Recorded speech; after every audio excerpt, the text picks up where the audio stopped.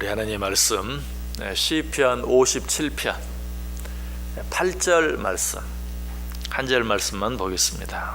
시편 57편 8절입니다.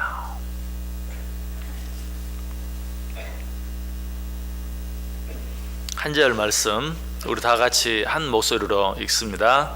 내 영광아 깰지어다, 비파야 수금아 깰지어다, 내가 새벽을 깨우리로다. 아멘.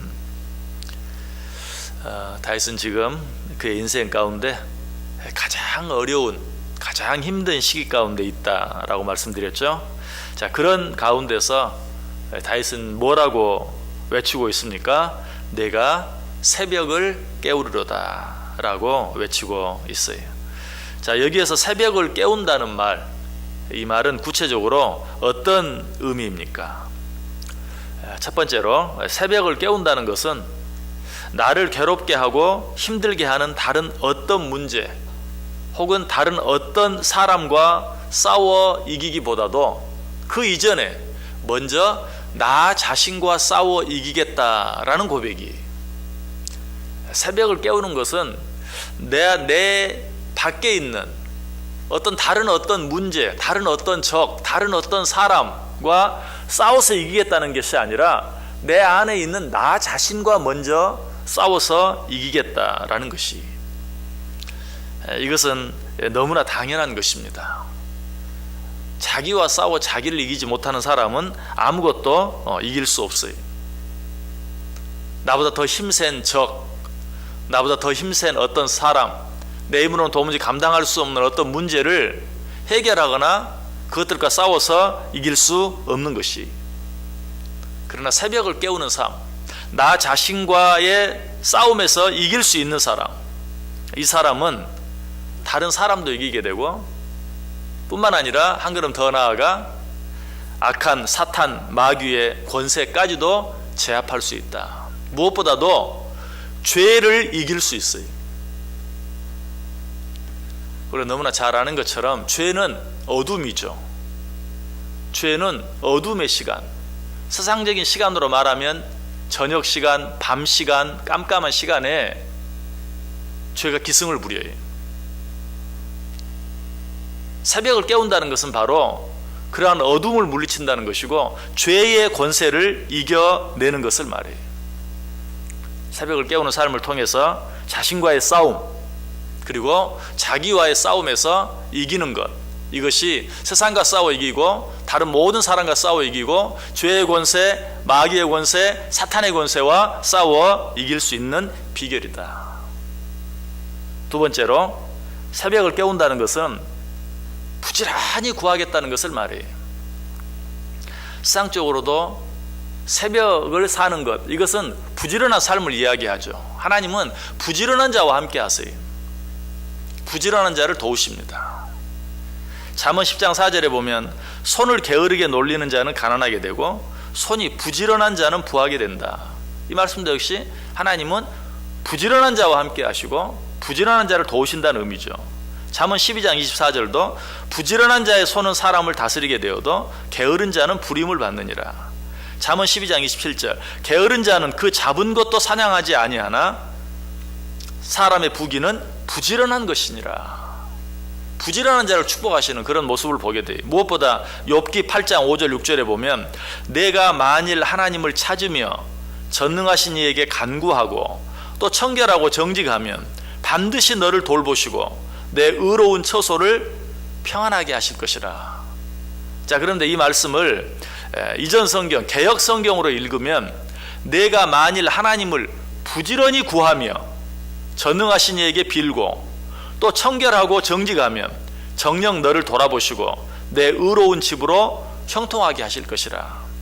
내가 만일 하나님을 부지런히 구하면, 자, 부지런히 구한다, 여러 가지로 설명할 수 있겠죠. 그러나 부지런히 구하는 가장 대표적인 것은 새벽을 깨우며 새벽에 하나님께 부르짖는 것, 이것이 부지런히 구하는 일의 가장 대표적인 일이. 왜? 새벽은 부지런한 사람에게만 주어지는 시간이. 게으른 사람은 새벽이라는 기회를 만나지 못해요. 아니, 게으른 사람에게는 새벽은 없는 시간이에요. 그렇죠? 여러분, 이 시간에 잠을 자고 있다고 생각해 보세요. 새벽은 없는 거죠. 게으른 자에게 새벽은 없는 시간과 같아요. 하나님은 분명히 말씀하세요. 부지런히 구하는 자가 평안하게 되고 그런 자가 형통하게 될 것이다. 어떤 자가 부지런히 구하는 자인가? 많은 것들을 이야기할 수 있지만 그 가운데 가장 대표적인 것 한 가지는 새벽을 깨우는 삶, 이것이 부지런히 하나님께 구하는 것이. 세상 사람들도 일찍 일어나는 새가 벌레를 잡는다. 성경도 그렇게 말하고 있어요. 부지런히 구하는 자, 새벽을 깨워가면서 부지런히 구하는 자, 그런 자의 경내를 평안하게 할 것이다 라고 말씀하고 있어요. 세 번째로, 새벽을 깨운다는 것은 하나님의 절대 주권을 인정하고 겸손히 구하는 것을 말해요. 여러분, 왜 새벽을 깨웁니까? 다른 사람은 다 이 시간 편안하게 자도 괜찮지만 나는 그럴 수 없는 사람입니다 라는 고백이, 나보다 나은 어떤 사람은 이 시간에 잠을 자도 되지만 나는 그럴 수 없는 사람입니다. 나는 그렇게 부족한 사람입니다. 나는 그렇게 연약한 사람입니다. 나는 이 새벽 시간에 하나님 앞에 나와 기도하지 않으면 안 되는 사람입니다. 실제로 삶을 살면서도 그렇죠. 새벽을 깨우지 않아도 살만한 사람은 새벽까지 깨울 필요 없어요. 좀 넉넉히 자고 일어나서 적당한 시간에 일터에 나가서 일하면 돼. 그러나 새벽을 깨우지 않으면 먹고 살 수 없는 사람은 새벽에 일어나야 돼. 남보다 더 일찍 일터에 나가야 돼. 새벽을 깨운다는 것은 바로 이런 것이, 나는 새벽을 깨울 수밖에 없는, 아니 나는 새벽을 깨워야만 되는 사람입니다.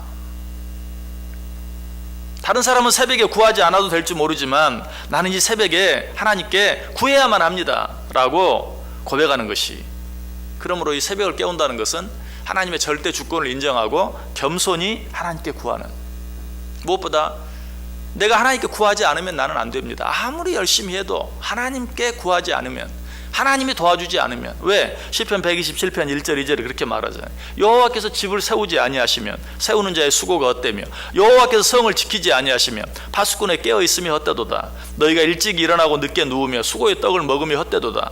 그러므로 여호와께서 그의 사랑하시는 자에게는 잠을 주시는도다.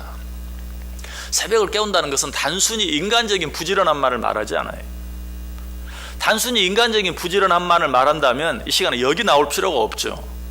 새벽 일찍 일어나서 아까 말씀드린 것처럼 남들보다 먼저 일하기 시작하고 남들보다 좀 더 많은 일을 하면 되는 거예요. 그러나 새벽을 깨운다는 것은 단순히 그저 인간적으로, 시간적으로, 물리적으로 남들보다 더 열심히, 더 많이 일한다는 의미가 아니라, 내가 그렇게 열심히 일해도, 남들보다 아무리 더 많이 일해도 하나님이 함께 해주지 않으면 안 됩니다. 그러므로 나는 새벽을 깨워서 남들보다 먼저 일터에 가는 것이 아니라 남들보다 먼저, 아니 하루의 첫 시간에 가장 먼저 하나님께 기도하겠습니다. 이것이 새벽을 깨우는 의미. 다윗은 이 사실을 깨달았어요. 굴 속 막다른 곳에서 지금 내가 할 수 있는 일은 아무것도 없습니다. 여기서 벗어날 수 있는 방법이 나에게는 없습니다. 오직 하나님께만 있습니다. 오직 하나님께만 달려 있습니다. 나는 이 사실을 인정하고 하나님 앞에서 새벽을 깨우는 삶을 살겠습니다 라고 고백하고 있는 것이, 새벽을 깨우는 것은 겸손히 하나님 앞에 나아가는 것이, 하나님의 주권, 하나님의 절대 주권을 인정하고 하나님의 도움을 구하는 것이. 네 번째로, 새벽을 깨운다는 것은 하루의 첫 시간을 하나님께 드린다는 것이죠. 그것이 의미하는 게 뭡니까? 나의 가장 귀한 것을 하나님께 드리는 것을 의미해요. 새벽을 깨운다는 것은 나의 가장 귀한 시간, 나의 가장 귀한 마음, 나의 가장 귀한 정성을 하나님께 드린다는 의미. 자, 굳이 하나님을 믿지 않는 사람들도 가장 귀한 것을 드린다라는 의미로 어때요? 새벽에 정한수 한 그릇을 떠놓고, 그것이 마음의 정성이죠. 우리가 정말 하나님께 가장 귀한 것을 드린다는 의미, 오늘 다윗은 그것을 새벽을 깨우겠습니다 라고 고백하고 있는 것이. 그래서 하나님께서 새벽을 깨우는 자들을 향하여 이렇게 말합니다. 시편 46편 5절, 하나님이 그 성 중에 계심에 성이 흔들리지 아니할 것이라. 새벽에 하나님이 도우시리로다. 이거는 물리적으로 새벽 시간을 말하는 게 아니에요. 너의 가장 귀한 것을 내게 드리는, 하나님께서 가인과 아벨의 제사를 받으시고 보시고 누구의 제사를 받으셨어요? 아벨의 제사를. 가인은 불평하고 불만하고 안색이 변하고 했지만, 그러나 실제로 어떻습니까? 아벨은 자기의 가장 귀한 첫 수확 뿐만 아니라 가장 귀한 첫 새끼와 가장 귀한 기름으로 하나님께 드렸어요. 곰곰이 생각해 보면 하나님께서 아벨의 제사를 받으실 수밖에 없었던 이유가 있었어요. 새벽을 깨우는 것은 나의 가장 귀한 하루의 첫 시간을 하나님께 드린다는 것이요. 하나님은 그렇기 때문에 내가 새벽에 너를 돕겠다라고 말씀하고 있어요. 무엇보다도 새벽은 간절함을 말합니다. 간절함을 가진 자는 새벽을 깨울 수밖에 없어요. 이스라엘 백성들은 아침 일찍 일어나야만 하루의 양식을 얻을 수가 있었어요. 해가 떠버리면 그 모든 양식이 사라져 버렸어요. 그러므로 해가 뜨기 전에 나가서 그날 거둘 양식을 거뒀어야 돼요. 그 일을 몇 년 동안 했어요? 40년 동안 했어요. 그러면 해가 지기 전에 먹을 것을 구하기 위해서 나가는 자들의 마음이 얼마나 간절했겠어요. 내가 그 시간에 나가지 아니하면 나와 우리 온 가족은 하루를 굶어야 돼요. 그런 간절함을 가지고 해 뜨기 전에 먹을 것을 구하기 위해 나갔던 것이, 여러분 새벽을 깨우는 건 그것이 그런 간절함을 말해요. 내가 새벽을 깨우지 아니하면 이 하루 나뿐만 아니라 내 온 가족이 온전히 살아갈 수 없습니다 라는 의미로 새벽을 깨우는 것이.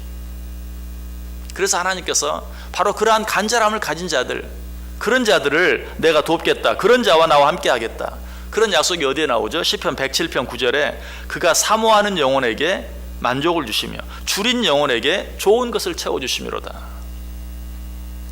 새벽을 깨우지 아니하면 하루를 굶을 수밖에 없다는 사실을 아는 자는 새벽을 깨울 수밖에 없어요. 이게 사모하는 마음이, 이게 바로 줄인 영혼이 하나님께서 그러한 자들을 채워주시겠다, 그런 자에게 만족을 주시겠다. 잠언 8장 17절에도 나를 사랑하는 자들이 나의 사랑을 입으며 나를 간절히 찾는 자가 나를 만날 것이니라. 어떤 자가 간절히 찾는 자입니까? 새벽을 깨우는 자가 당연히 간절히 찾는 자죠. 새벽 얘기만 나오면 꼭 드리는 말씀이지만, 여러분 국민학교, 초등학교 때 소풍 가는 날을 기억하십니까? 운동의 날을 기억하십니까? 저녁에 잠을 자지 못해요. 내일 아침에 소풍 갈 일을 생각하면, 사이다 한 병에 김밥 한 그릇 싸가지고 소풍 갈 일을 생각하면 잠이 오지 않는 거예요. 그 아이들은 어때요? 새벽에 일어나는 게 아니라 새벽을 깨워요. 새벽아 빨리 와라, 새벽아 빨리 와라, 내일아 빨리 와라. 이게 바로 간절함이에요. 이런 간절함을 가진 자, 이런 자를 내가 만나주겠다, 이런 자를 내가 돕겠다, 이런 자와 내가 함께 하겠다라고 말씀하고 있어요. 그래서 예수님께서도 이 일의 모범을 보여주셨잖아요. 새벽 아직도 밝기 전에 예수께서 일어나 나가 한적한 곳으로 가서 거기서 기도하셨다. 여러분에게 어떤 어려움이 있습니까? 부지런한 마음으로 새벽을 깨워보시기 바랍니다. 여러분에게 어떤 문제가 있습니까? 겸손한 마음으로 새벽을 깨워보시길 바랍니다. 또 여러분에게 어떤 고난이 있습니까? 간절한 마음으로 새벽을 깨워보시기 바랍니다. 무엇보다 여러분 마음속에 정말 예수님을 닮기 원하는 마음이 있습니까? 그렇다면 더더욱 새벽을 깨워보시길 바라요. 하나님께서는 새벽을 깨우는 자와 함께 하시고, 하나님께서는 새벽을 깨우는 자들을 진심으로 도와주세요.